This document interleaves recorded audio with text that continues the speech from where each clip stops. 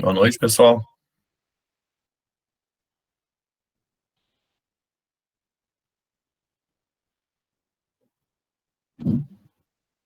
Tudo certo? Boa noite. Boa noite.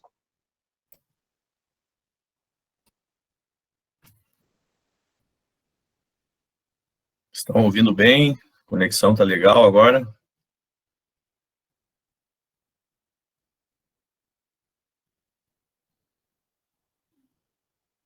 O suporte aí Para mim, suporte do João, a gente conseguiu melhorar aí.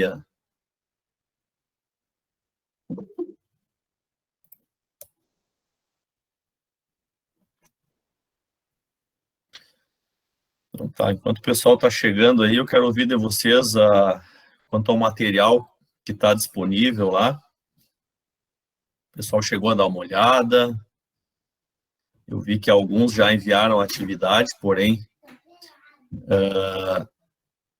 a gente precisa que o pessoal participe, tá? Eu vi que alguns ainda não conseguiram acessar, mas assim que possível, né? O ideal é já ir realizando as atividades que tem lá, até para mim estar retornando para vocês lá com algumas considerações, né?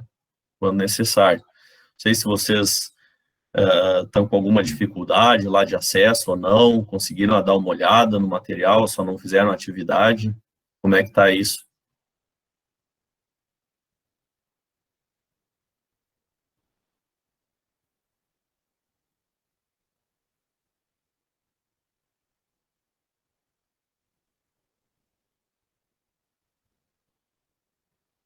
Ninguém quer falar? Ninguém quer? Eu não estou ouvindo, acho. Não sei se a Maria Cecília está. Tá. O áudio está chegando aí, legal? Não? Tá. Só está sem microfone, ok. Aí eu tenho o chat ali, se o pessoal quiser participar também, escrever, tá? Se eu estiver sem microfone, sem problemas. Eu não tô ouvindo a Maria Cira, não sei se ela habilitou lá o áudio na... Mais alguém aí com relação à atividade, está sentindo uma dificuldade? Agora é a hora, tá, pessoal, da gente... O pessoal não teve tempo, ok, não tem problema, mas tentem fazer o quanto antes, tá? Inclusive, eu quero estar postando para vocês aí, é uma coisa que eu até estou devendo, tá? O cronograma, ao término da aula, hoje eu vou estar postando um cronograma lá com as datas que a gente vai estar fazendo as avaliações, bem como o peso de cada avaliação também, né? E o que a gente está vendo em cada encontro. Não sei se vocês viram que eu postei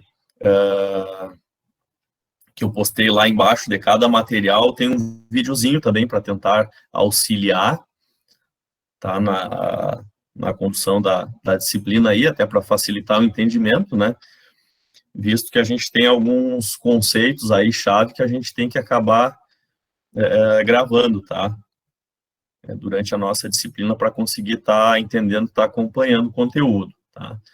Mas, assim, daquilo que vocês já viram, assim, tem algum ponto, alguma coisa que vocês sentiram bastante dificuldade ou não?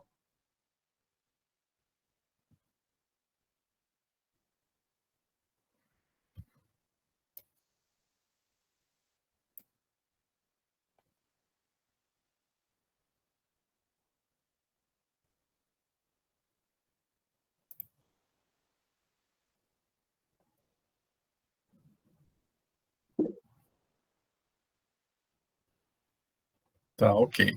Então tá, acredita aí, mas vamos tentar, tá, pessoal, aproveitar essa semana, e semana que vem a gente vai ter o nosso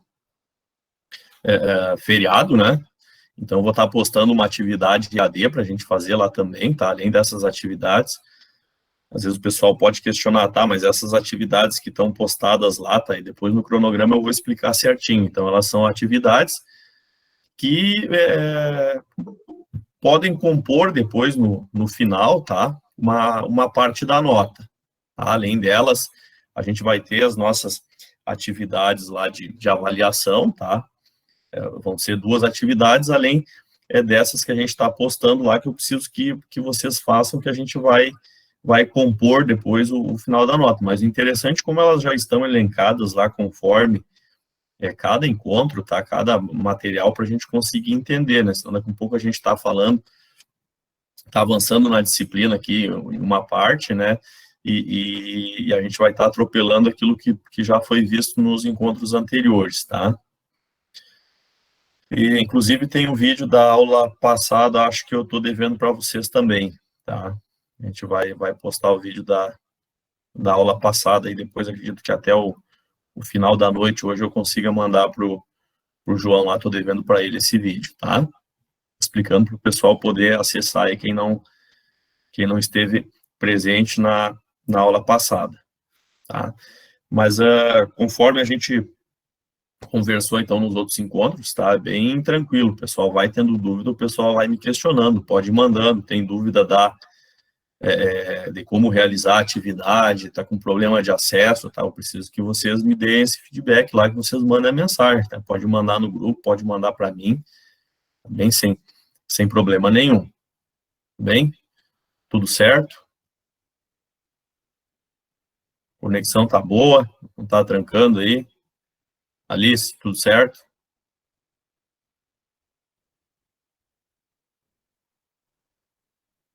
Não sei quem tá com áudio também, tá bem. Beleza. Aí o pessoal pode usar o chat ali, né? Quem não tiver com áudio, tá? Então, nesse momento, eu nem vou retomar essas questões, então, eu vou deixar vocês realizarem a atividade, tá? Perfeito. Vou deixar vocês realizarem, então, a atividade 1 e a atividade 2, tá? Então, o pessoal fazendo a leitura do material que tem lá, eu acredito que vocês conseguem responder, tá? E podem mandar. Ah, eu tenho medo de mandar, vai estar errado, não vou ganhar. Não é essa a intenção, tá? A intenção é vocês mandarem até para mim ver como que vocês estão entendendo o conteúdo e eu vou estar dando um retorno para vocês, esse feedback, para a gente conseguir moldar o entendimento de vocês, tá? Então, eu peço que, assim que possível, façam atividade lá, mandem para nós, né? Tá? Que depois eu acabo retornando e aí vocês realmente vão saber se estão no caminho certo ali, tá? Para a gente ir fazendo esses ajustes. Então, por isso que é importante estar acessando e realizando a atividade. Volto a falar. Quem tiver algum problema de acesso, por favor, tá, pessoal? Pode mandar a hora que for ali que eu tô aqui para ajudar vocês, tá? Pois bem. Então, da nossa aula de hoje, tá? Então, o que a gente vai...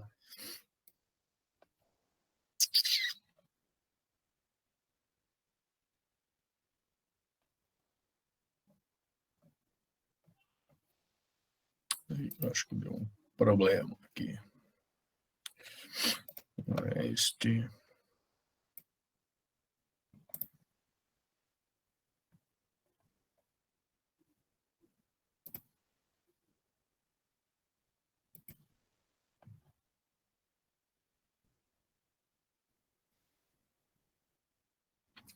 Está aparecendo o slide para vocês aí, demonstração do fluxo de caixa? Sim. Sim.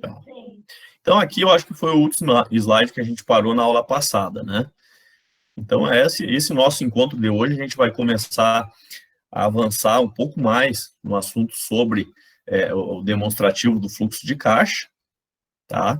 E, além disso, vai avançar um pouco nas análises de capital de giro também, tá? Então, partindo da demonstração do fluxo de caixa, né, a gente viu que a finalidade dele, né, é demonstrar ou a gente conseguir enxergar todas as entradas e saídas de recursos da empresa, tá? Então, quando a gente fala valores em caixa, tá? A gente tem que lembrar que não é só o dinheiro físico que a gente tem na gaveta da empresa lá no caixa, a gente tem as nossas contas bancárias, tem as aplicações lá de curto prazo, tá? Tudo isso a gente pode considerar aí como caixa da empresa, tá? Inclusive, uma atividade importante que se faz, né, é a conciliação bancária, porque, na verdade, grande parte do dinheiro hoje, tá, das empresas que trabalham com volume grande aí de recebíveis, seja por cartão de crédito, por boletos, né, esse dinheiro ele circula nas contas correntes, né, e quando a gente trata na contabilidade do caixa da empresa, a gente não fala só daquele dinheiro que está lá na gaveta, a gente fala também do dinheiro que está nas contas bancárias, tá? Tem empresa que tem a conta em um banco, agora tem grandes empresas, por exemplo, que tem conta em 30 bancos diferentes, tá? Então, e aí tem entradas de recursos de diferentes origens, né? Então, que acabam utilizando. Tem recursos que o pessoal recebe da Caixa Federal, dependendo do ramo da empresa. Outros, o recurso vem do Banco do Brasil, outros vêm do Banrisul, tá? Não querendo fazer propaganda de nenhum banco aqui, né? Mas então a gente pode ter várias origens e tudo isso faz parte do caixa da empresa, né? Então, no final de um determinado período, a gente tem essa demonstração do fluxo de caixa que vai evidenciar essas entradas e saídas, né, do chamado caixa da empresa, tá? Então, caixa a gente tem que linkar sempre, tá? Não somente com o dinheiro do caixa lá da empresa, mas com todas aquelas entradas e saídas de recurso da empresa, tá?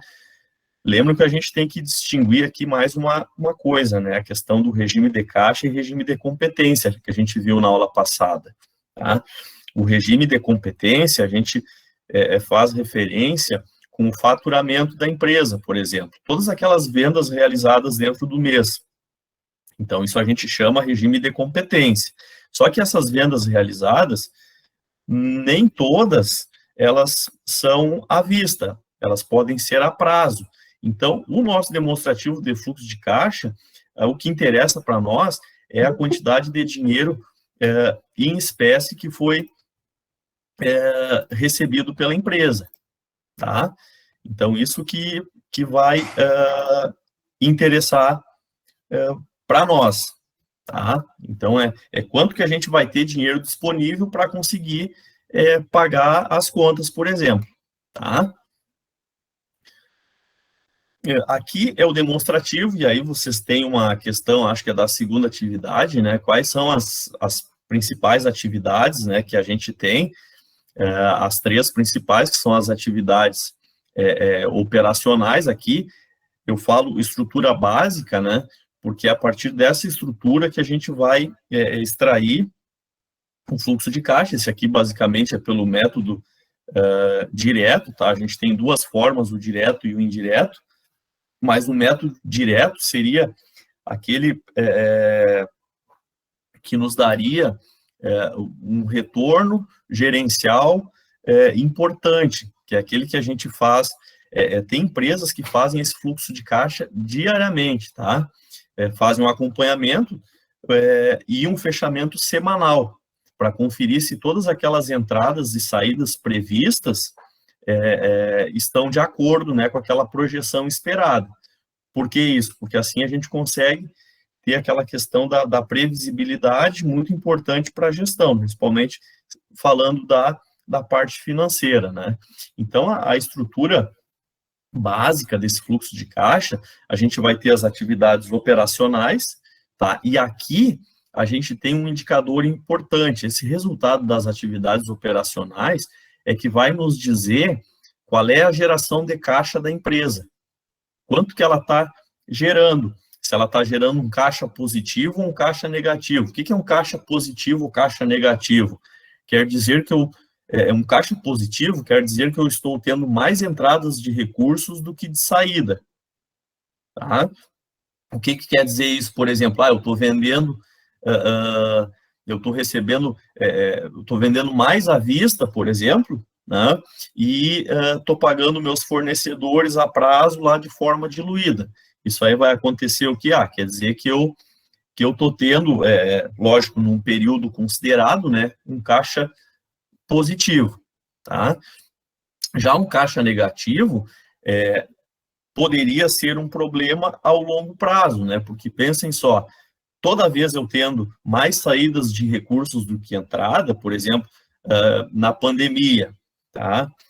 Foi um momento complicado, porque as empresas, algumas delas têm saídas fixas de recursos, né? Como, por exemplo, tem que pagar salário, tem que pagar os fornecedores daquelas compras a prazo que foram realizadas, e de uma hora para outra teve um escasseamento da entrada de recurso. A empresa não conseguiu vender mais à vista e só tinha, por exemplo, aquelas vendas, né, a prazo, que foram realizadas, que o valor ia entrando, né, mas aí parou de entrar recurso, só que as saídas, né, permaneceram constantes. Isso acaba causando o quê? Um resultado aí negativo relacionado à atividade operacional, né, um resultado negativo de caixa, tá?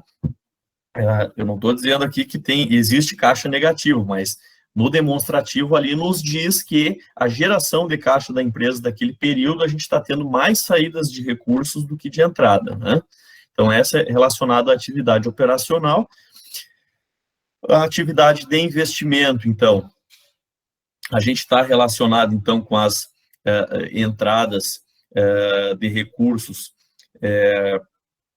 por exemplo, quando a gente realiza uma venda, tá, de uma máquina, de um equipamento, daquilo imobilizado da empresa, tá, ou saídas quando a gente faz quando a gente tem um desinvestimento, né?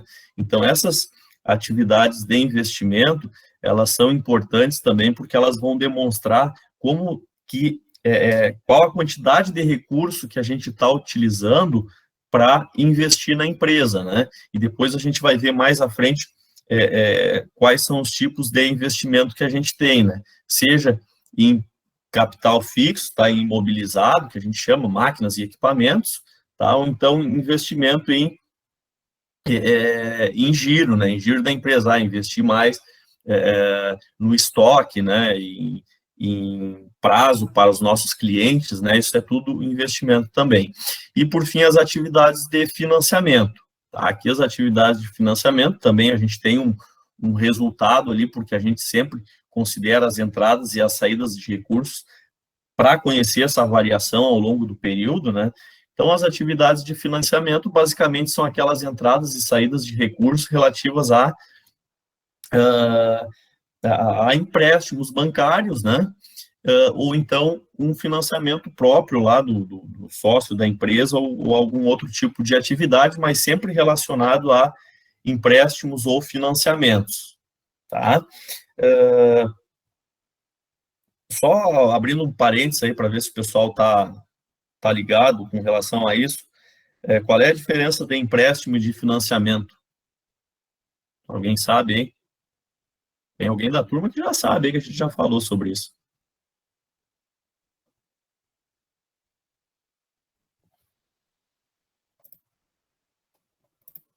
Quem quer ajustar? Não?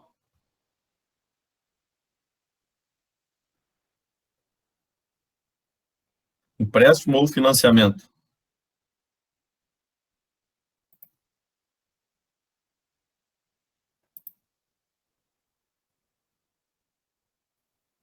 Não? Tá. Então, o financiamento, como o próprio nome diz, né, ele tem um fim específico, tá? Já o empréstimo, não. Então, financiamento habitacional é quando você compra uma casa própria, o dinheiro é específico para aquele financiamento da casa própria, tá? Já o empréstimo, não. Você chega lá, você pega o dinheiro e pode comprar o que quiser com ele, tá bem? Certo? Então, basicamente, aí só um parênteses, né, para a gente entender. Então, dadas essas entradas e saídas de recursos, né, a gente vê que a gente vai ter lá o resultado do período, né, mais o saldo inicial do nosso caixa vai dar o nosso saldo final de caixa, então, dado todas essas entradas e saídas, a demonstração do fluxo de caixa vai nos dizer se ao final daquele período, né, normalmente esse demonstrativo, tá, pessoal, a gente faz uma projeção, ou seja, uma projeção para a gente conseguir identificar qual é que vai ser a minha necessidade de caixa, por exemplo, para o mês seguinte. Esse demonstrativo, tá, ele é bastante interessante e quem trabalha com isso já viu como que funciona na prática, ele não muda muito, tá, de um período para o outro, a não ser por algumas situações específicas, tá? Que a gente vai ver, eu acho que está no slide, está mais adiante, tá? Que a gente vai ver sobre ambiente macro e micro, tá? Normalmente, uma empresa, ela tem as suas operações, elas não mudam muito de um ano para o outro, lógico, pode mudar de um mês para o outro, dado ao tipo de empresa, a sazonalidade lá do negócio, né, como que ela, com o que ela trabalha, né? Então, o cara que vende picolé, por exemplo, no inverno, a receita dele vai cair um monte, provavelmente as entradas de caixa naquele período vão diminuir, né? Só que ele já conhece isso, ele já sabe que funciona assim, já se tem uma rotina, já é esperado aquilo, né? Então, a gente projeta, né, os próximos períodos com base nesses demonstrativos, e, na verdade, a gente tem só o acompanhamento dele e, conforme projetado, a gente vai acompanhando se o nosso resultado ele foi a maior ou a menor, né? Isso nos fornece o quê? Tá? Nos fornece um alívio quanto à questão de planejamento.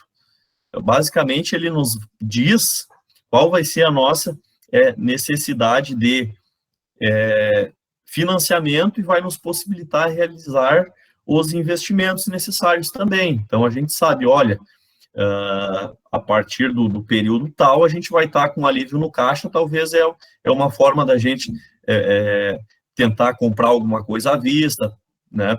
tentar barganhar alguma coisa, ou é o momento da gente realizar um investimento, tá? Então, esse demonstrativo auxilia bastante nessa questão, tá?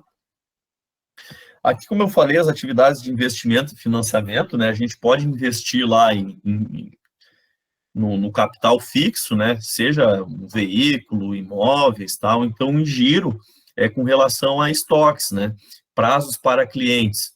Por que prazos para clientes é um investimento? Alguém consegue me relatar aí por que a gente pode entender como eu vender a prazo ser um investimento? Porque é um dinheiro que tu vai receber no futuro? É um dinheiro que é um dinheiro meu, eu tenho, que eu, na verdade, entreguei na forma de mercadoria para a pessoa, né, que eu vou receber no futuro. Então, nada mais é do que a gente está emprestando dinheiro. Quanto mais a gente concede esse prazo, né, dá esse dinheiro, antecipa essa mercadoria lá antes de receber o dinheiro, é sinal que a gente está investindo no cliente, porque eu vou ter que arrumar dinheiro emprestado para conseguir pagar o fornecedor que me vendeu essa mercadoria, né? Então, a gente tem que relacionar a questão do investimento com isso, exatamente como a Aliciane falou, né? A gente vai pegar esse dinheiro, tá dando prazo para o cliente, tudo bem, se tu tem bastante dinheiro sobrando, ok, mas se não tiver, tu vai ter que pegar dinheiro emprestado para tu conseguir pagar as tuas outras contas, né?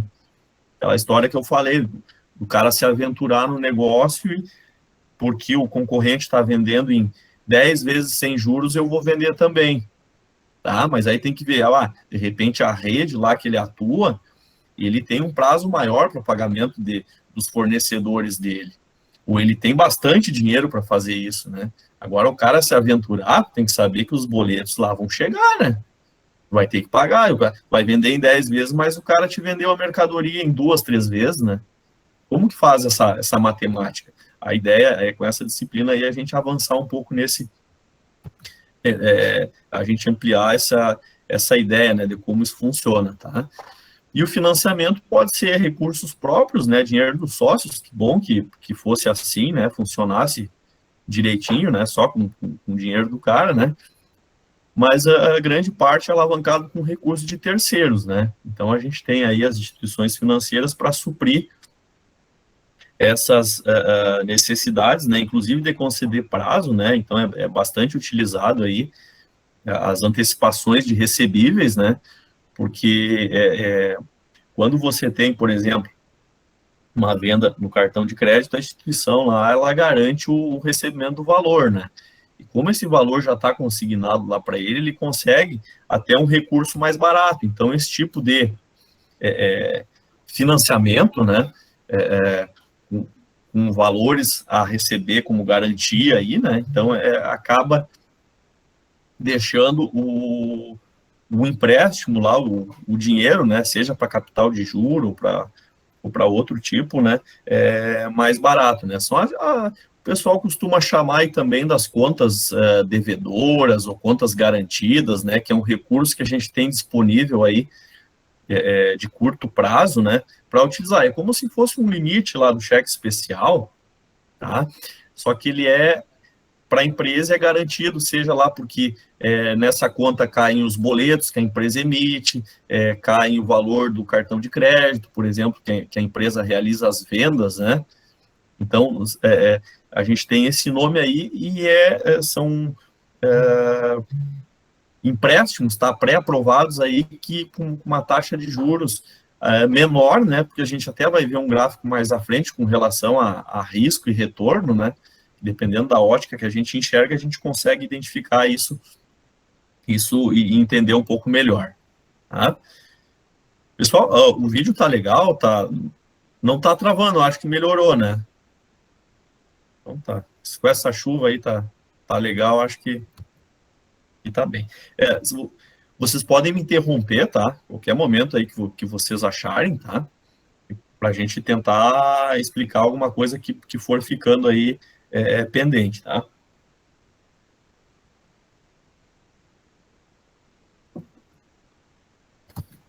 Vamos lá, então.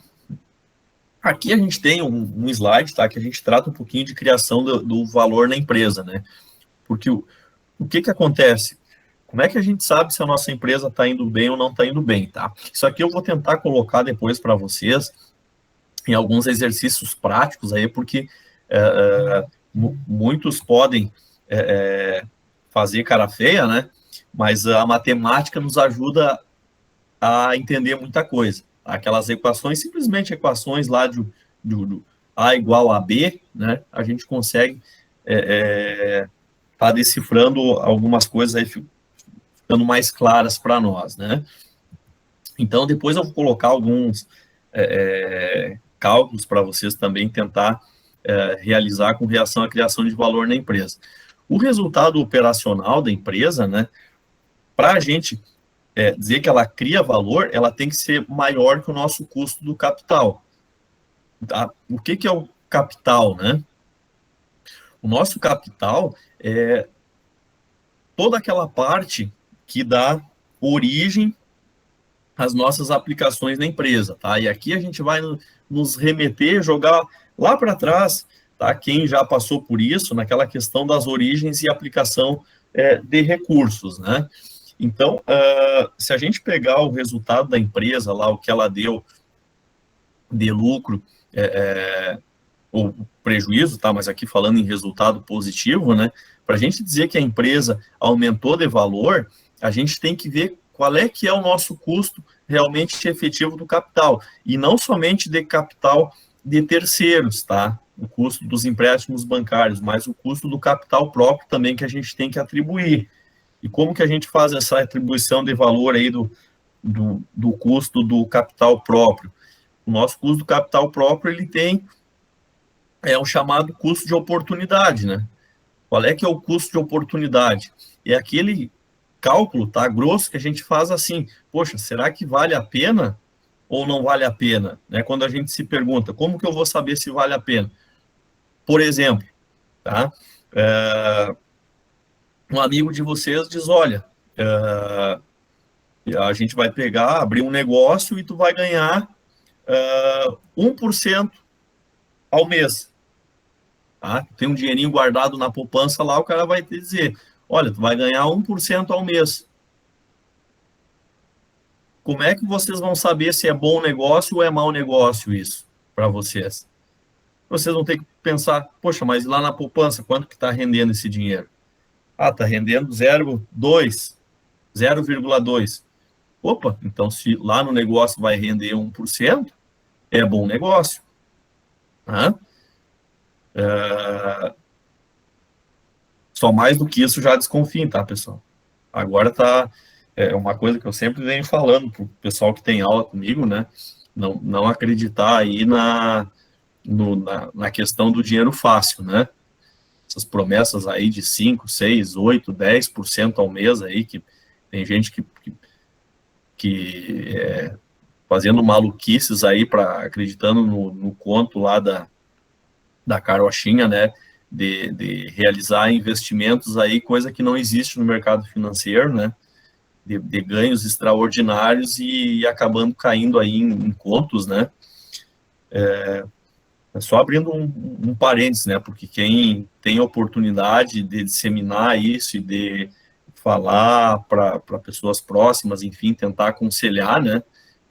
Não acreditem aí em ganhos maiores que hoje pode-se dizer maiores que 1%, já desconfiem, tá? No mercado financeiro. Se alguém chegar para vocês e dizer assim, olha, me empresta um dinheiro que vai ganhar 2%, já desconfiem. Tá? Dado a taxa de juros, o cenário que se encontra hoje no mercado, pode ser que vai melhorar, que até vai aparecer aplicações nesses valores, mas já comecem a desconfiar acima de 1%. Tá? De ganho que eu digo é emprestar o dinheiro para o cara de pagar 1%. Tá? Então, isso é bem importante. Tá? Então, a criação de valor ela é exatamente isso, é o dinheiro, o custo do dinheiro que a gente do valor aplicado na empresa, tá? Que a gente tem uma relação, se vocês começarem a analisar a fórmula, tá? Que aqui a gente vai entrar um pouco na questão de matemática, tem alguém que já vai torcer o nariz aí, né? que a criação do valor vai ser igual, então, ao resultado operacional menos o custo do capital. A gente sabe se aumentou. A criação de valor sobre o ativo total da empresa, né, é igual ao retorno sobre o investimento menos o custo médio ponderado do capital. Tá? Então, isso vai nos dizer se a gente está aumentando ou diminuindo o tamanho da nossa empresa. Tá? Aqui a gente tem o cálculo jogando, né, porque o ativo total estava lá embaixo do CV, tá? A gente joga ele para o outro lado, ele passa multiplicando, né, para a gente ter essa ideia aí de proporção, né? Então, que para a empresa criar o valor, né, o nosso retorno do investimento, ele vai ter que ser maior que esse custo médio ponderado do capital. E o que é o custo médio ponderado do capital, né? Então, a gente vai ver, ó, que a gente tem esse cálculo, ele faz uma relação entre o custo dele, tá, e a participação relativa de cada um dos tipos do capital, seja capital próprio ou capital de terceiro, né? Se o meu capital de terceiro, ele tem um custo aqui de 20% ao ano, e eu tenho 40% de participação, onde o capital próprio tem 25% um custo, né, ao ano e uma participação de 40%, a média ponderada, tá, a gente faz 1 vezes o outro, ó, 25 vezes 0,6 mais 20 vezes 0,4. O custo médio ponderado aqui do capital é 23%. Tá? Então, esse vai ser o custo, né? Aqui a gente está fazendo um cálculo anual, tá? Esse cálculo a gente não faz diariamente, semanal, a gente pode estipular um determinado período para a gente ver o que está acontecendo com a empresa, né? Por semestre ou no ano, né? Aí, se a gente trabalhar com meses, por exemplo, a gente tem que transformar aquele custo anual ali em mensal, né? Fazer uns cálculos. A gente não vai aprofundar muito nisso, tá? A gente vai fazer um exercício ali que a gente vai conseguir fazer esse cálculo, né? Mas a gente tem que saber que a rentabilidade da empresa, né? Para a gente saber se está criando valor ou não, isso que é importante, né? Que o nosso retorno sobre aquele investimento lá, sobre aqueles valores do nosso ativo total, tá? Todo aquele dinheiro que a gente investiu, por exemplo, se o meu custo médio ponderado do capital é 23% e eu tenho 100 mil lá no meu ativo total, quer dizer que para mim ter um crescimento da empresa, para mim ter uma criação de valor, quer dizer que ao final do período, o meu ativo total, ele tem que ter um valor superior a 123 mil. E quer dizer, superior, né? Porque se ele tiver 123 mil, quer dizer que ele empatou, porque o custo médio, né, desse capital foi 23%. Tá? Então, a relação acima de 23, né, eu vou ter um aumento aí eu vou ter uma criação de valor da empresa. Tá? Não fiquem muito preocupados antes de vocês analisar isso com calma depois. Tá? Eu vou estar passando o exercício para vocês, mas a lógica tá exatamente essa que eu falei para vocês. É vocês terem o custo de alguma coisa e ter o retorno. Quanto que aquilo está dando de retorno, né? Tá? A gente pode pegar e fazer o seguinte, né? Eu tenho um emprego, tá? Arrumei um emprego lá e eu quero ver durante o mês aqui se eu vou ganhar dinheiro com isso ou não. Aí tu vai lá, tu tem que comer fora, tu tem que abastecer, ou tu tem que pegar ônibus, ou tu tem que fazer uma série de coisas, né? E que você vai ter um custo para realizar essa atividade. E aí você tem o valor que você recebe lá, esse retorno, né? Sobre todo o valor que tu coloca para conseguir aquele teu salário. Então, essa diferença vai ter que ser maior sobre esse retorno investido, né? Basicamente, é nesse sentido aí que a gente tem que fazer a análise, tá?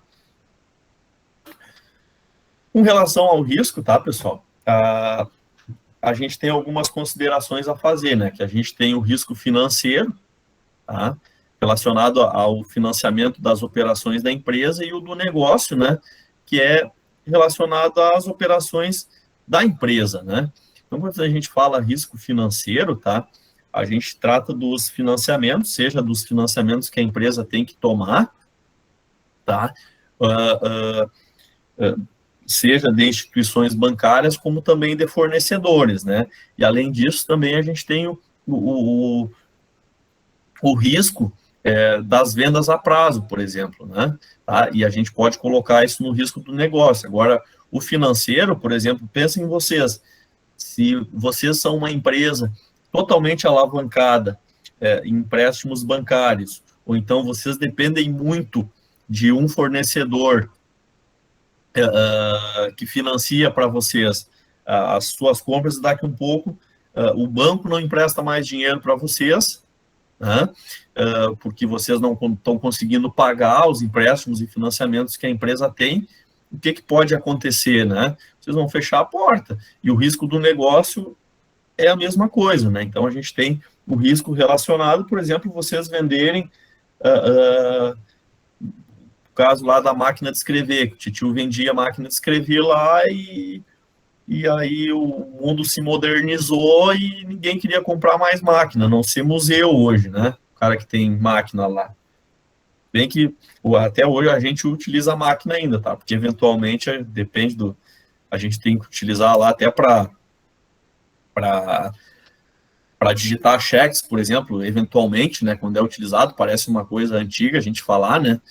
Mas é mais fácil escrever com a mão. Tudo bem, pode se escrever com a mão, né? Mas às vezes uma máquina facilita para algumas coisas ainda, né? Tá? Mas aí o risco do negócio a gente não, por exemplo, agora o momento que a gente teve, né? A pandemia que dificultou aí a parte das operações relacionadas à venda da empresa, né? Então, não necessariamente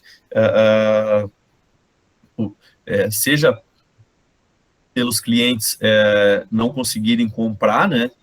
Nem pagar à vista, e aqueles que, porventura, compraram no passado a prazo, está com dificuldade aí de arcar com as suas obrigações e realizar o pagamento dessas compras a prazo, né, que efetuaram. Então, a gente tem essa relação com o risco, e quando a gente fala em capital próprio de terceiros, né, o capital próprio, ele tem maior risco que o de terceiro, né, porque o capital próprio, ele depende das operações da empresa para ter o retorno. O segundo, tá, ele tem a remuneração dele garantida pelas cláusulas contratuais. O que a gente quer dizer com isso, né? Então, aqui a gente tem que olhar para a ótica, tá, do risco da pessoa que está financiando a empresa, porque quando eu abro uma empresa, eu coloco dinheiro meu na empresa, tá? E essa remuneração, para mim ter resultado, eu dependo que a empresa vai bem, que eu tenha um faturamento bom, que o meu custo seja menor que o que eu receba, né, de faturamento, que eu, de fato, tenha lucro para me garantir essa rentabilidade. Já o risco do capital de terceiro, ele é muito menor. Tem o risco do cara não conseguir pagar o financiamento da empresa? Tem, mas a remuneração dele é garantida por cláusulas contratuais, né?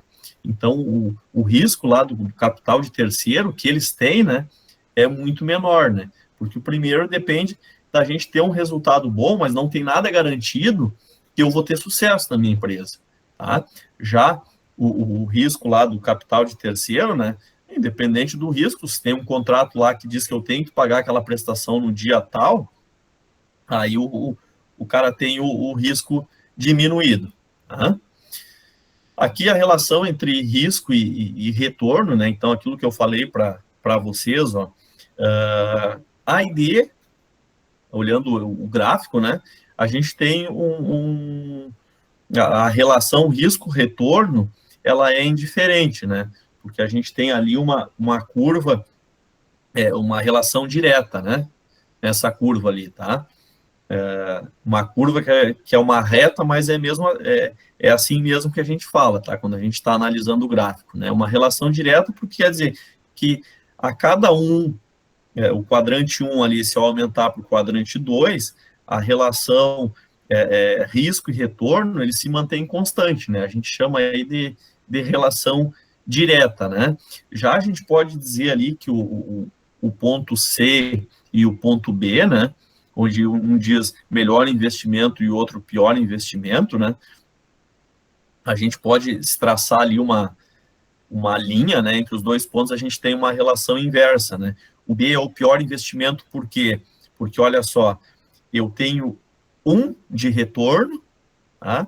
E o risco 2. Então, quando eu tenho um risco 2 aqui, o meu retorno é 1. Ó. Já o C é o melhor investimento, ó, porque o meu risco é 1 e o meu retorno é 2. Tá? Então, aqui a gente puxa um pouquinho aí para a realização de análise de gráfico, né? Então, puxa para o lado da matemática, que a matemática é muito boa aí para a gente conseguir enxergar algumas coisas, né? Tá? Então, nesse caso aqui, o C seria o melhor investimento, por quê, né? Porque a gente tem um risco reduzido, né? Com um retorno maior que os demais investimentos. O D a gente tem um retorno também de 2, porém, o nosso risco aumenta também, né? Então, essa é essa relação, ela existe muito, tá? No mercado aí financeiro, porque quanto maior o risco, tem os caras que prometem, né? Te pagar aí, a gente paga 8%, 10%. Os bitcoins, né? Te prometem aí um retorno altíssimo de ganho, né? Mas e o risco que tem isso? Quem é que te garante? Você deixar o dinheiro aplicado no banco lá, a gente tem o fundo garantidor de crédito. Tá? A gente tem o risco é reduzido, mas tem risco. Tá? A gente corre o risco de acontecer alguma coisa. Né? Lógico, hoje não vai acontecer, tá, pessoal? Mas no passado lá da época, confiscaram as poupanças, né, do pessoal. Então, o risco, por menor que ele seja, ele ainda existe, né? Tá? Então, dizer, mas a poupança não tem risco. Tem sim, tem um valor que é garantido lá, tá? Mas ainda um pequeno risco existe, pode acontecer alguma coisa, tá? Nada nesse mercado aí, o pessoal diz, a gente faz projeções para ganhar, tem o pessoal que aposta na bolsa lá. Tudo bem, pode ter uma rentabilidade maior. Só que o risco ele é maior também, ele acompanha, né? Então, porque a gente não sabe, tá? Porque sempre vai ter um fator que a gente não consegue controlar. Tá? Por exemplo, tem um fator humano do dono da empresa. Imagina, o cara, sei lá, entra em parafuso e resolve mudar o curso da empresa consideravelmente, tá? O pessoal que tinha ações da Vale, quem iria imaginar, tá? A não ser os engenheiros lá que assinaram o troço, dizer que a barragem ia estourar lá em Brumadinho, por exemplo. Tá? Então, ninguém tem toda a condição de dar 100% de certeza, né, nos investimentos, tá? Aqui, quando eu tinha falado antes para vocês a questão do ambiente macro, né, e micro, então, essa questão do macro é exatamente isso, né? É a gente tentar considerar todas as variáveis possíveis, né? O que vai acontecer no mercado onde a empresa vai estar inserida, né? Como que a gente poderia pegar um exemplo aqui, poxa, uma pandemia, quem ia imaginar que acontecesse, né? E a gente não ia conseguir vender, ia estar com problema de recurso. Então, imagina se a gente conseguisse imaginar isso e daqui um pouco, um mês antes lá, a gente começar a fazer promoções para vender à vista, para entrar um monte de dinheiro no caixa, para a gente conseguir manter, a gente não ter comprado tanta mercadoria para o nosso estoque, que ia ficar parado lá, a gente não ia conseguir vender. Já pensou se a gente conseguisse ter essa previsibilidade, ideia? O pessoal trabalha com isso, né? E a gente está sempre analisando os cenários, né? O que está acontecendo? A gente trabalha com importação, exportação, então a gente tem que estar de olho na taxa de câmbio, vai aumentar, vai subir, o que está acontecendo? Tem um maluco aí que uma hora fala A, outra hora fala B, que movimenta a economia como um todo, né? Mas não é só isso, lá fora também tem coisas que estão acontecendo que também sacodem o mercado como um todo, né? Então, esse ambiente micro, a gente não só fazer análise interna, o macro, perdão, tá? Do outro item, né? Que é o micro, que é o ambiente interno da empresa, tá? O ambiente interno a gente trata o quê? Estrutura e orçamento de capital, quando a gente fala, é relacionado a eu vou trocar de veículo, eu tenho que comprar uma máquina nova, eu vou aumentar, mudar de local a minha empresa, eu vou ampliar a planta, eu vou, daqui um pouco, eu consigo dar um passo, por exemplo, eu ocupo uma sala lá de 30 metros quadrados, eu quero ir para uma de 50. Eu consigo fazer isso? Essa análise, às vezes, o pessoal faz sem pensar, né? E às vezes, poxa, uma, duas pessoas que trabalham lá e aumentam a empresa, mas não conseguem aumentar a capacidade produtiva. Então, tu aumentou teu custo fixo lá, tu imobilizou mais dinheiro no capital, mas tu não consegue aumentar o tamanho das operações da empresa, né? E a questão do curto prazo ali do capital de giro, quando a gente fala de capital de giro, a gente vai ver mais à frente, tá? A gente está falando comprar e vender a mercadoria, comprar e vender, e nesse comprar e vender a gente tem o quê? Tem que receber, né, as vendas, tem que pagar os fornecedores, tá? Tem as atividades lá de cobrar os clientes daquelas vendas que foram realizadas a prazo, né? Então, tudo isso envolve essa questão do curto prazo da empresa. Tá? Então, longo prazo, quando a gente fala de investimento, de máquina, equipamento, tá? De aumentar o tamanho, tá?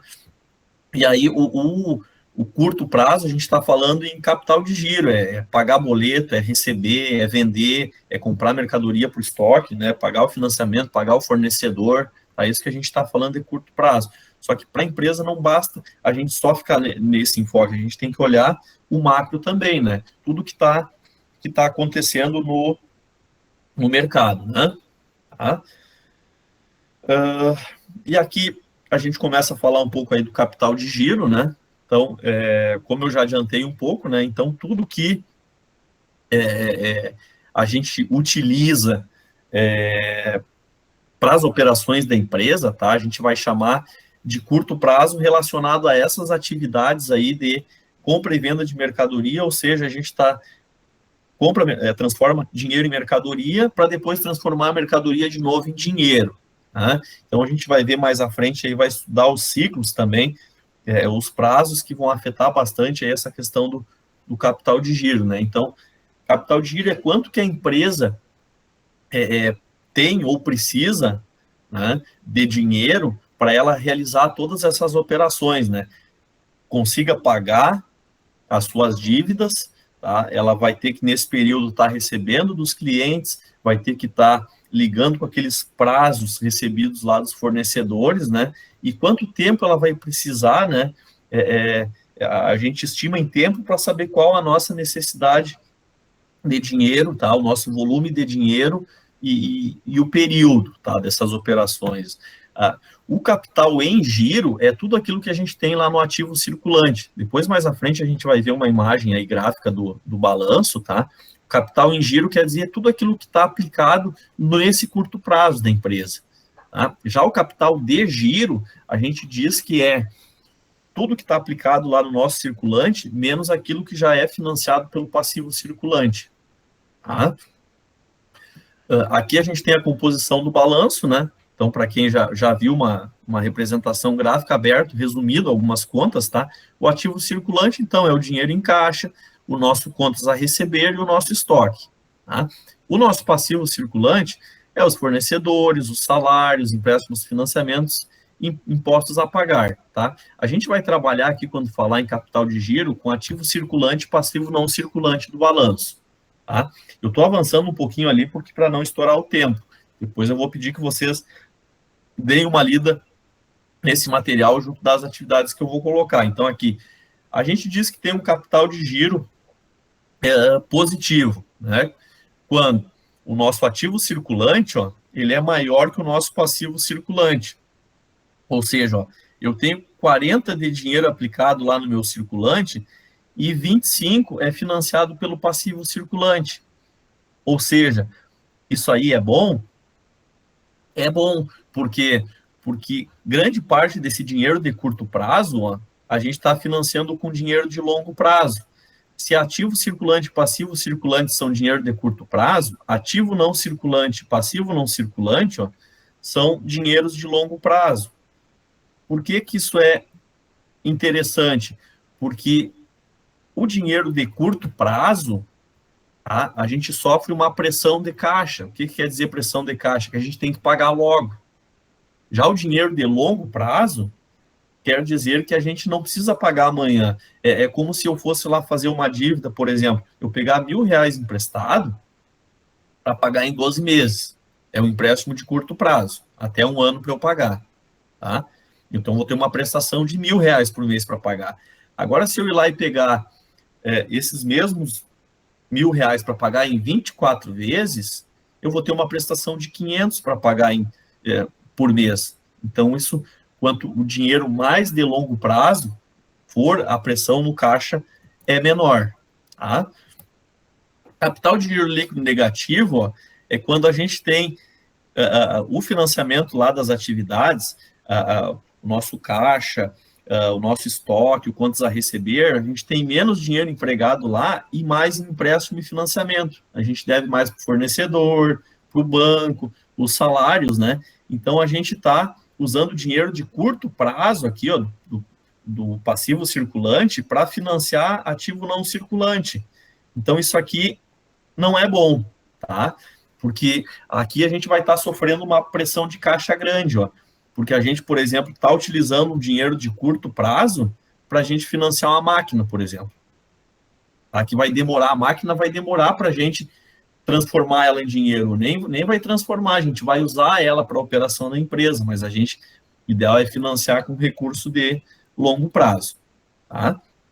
O que vai aumentar ou diminuir o capital de giro, né? Então, o aumento, né, sejam os lucros acumulados, o capital social, a gente transformar o ativo não circulante em ativo circulante, por exemplo, aqui a gente vende um veículo para colocar no caixa da empresa, tá? E o que reduz, né, a gente transforma ativo circulante em ativo não circulante, tá? Ou a gente pagar empréstimo de longo prazo, né, distribuir os lucros, tá? Certo até aqui, pessoal? Eu não vou avançar agora, tá? Até porque a gente vai esgotar o tempo aí para a gente não ter que conectar de novo aí para não ficar essa coisa de termina a conexão e acessa de novo, até para a gente matar o vídeo por aqui. Aí depois na próxima aula a gente consegue, continua daqui, mas eu vou pedir que vocês tentam conseguir, tá, acessar o material, realizar as atividades. O ideal é que, enquanto está quentinho esse nosso bate-papo aqui, vocês consigam acessar, tá? E aí eu fico à disposição de vocês, eu vou estar postando agora as atividades relativas a esse conteúdo que a gente viu hoje, até aqui, tá? E qualquer dúvida que vocês tiverem, por favor, tá? Façam contato comigo, tá? Não tem problema na questão do horário, tá? E a gente vai se conversando. Tá bem? Foi tranquilo até aqui? Foi puxado, tá, pessoal? Mas é o que a gente consegue, tá? Eu quero tentar passar o máximo, assim, porque eu acho importantíssimo esse bate-papo aqui, tá? Eu quero tentar passar o máximo aí, principalmente da experiência, né, que a gente vem tendo com esse conteúdo no dia a dia aí para vocês aproveitarem. Tá certo? Fico à disposição. Se quiserem fazer contato ali, eu vou estar disponível ali sem problemas, tá?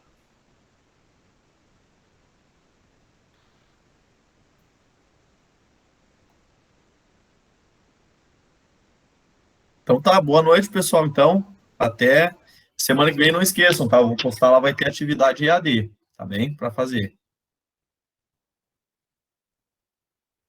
Tá bom. Boa noite. Fazer piochado de preferência, semana que vem, tá? Vai ter aula no Boa noite. futuro? Vai ter uma atividade, tá?